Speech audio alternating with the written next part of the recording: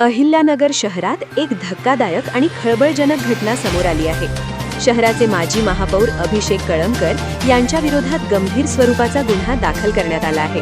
कामाच्या शोधात असलेल्या एका महिलेने MIDC पोलीस ठाण्यात तक्रार दाखल करत अत्यंत गंभीर आरोप केले आहेत। महिलेच्या तक्रारीनुसार नोकरी लावून देण्याचे आश्वासन देत तिला भेटण्यासाठी बोलावण्यात आले।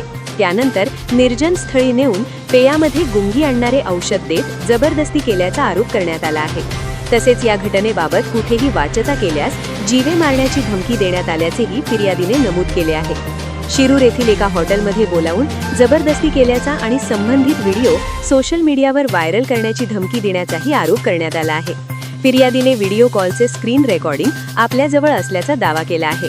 या प्रकरणी MIDC पोलीस ठाण्यात गुन्हा दाखल करण्यात आला असून पोलीस पुढील तपास करत आहेत। दरम्यान या प्रकरणामुळे शहरात मोठी खळबळ उडाली आहे। विविध स्तरावर चर्चांना उधाण आले असले तरी या आरोपांमध्ये किती तथ्य आहे किंवा यामागे कोणतेही षडयंत्र आहे का हे पोलीस तपासानंतरच स्पष्ट होणार आहे।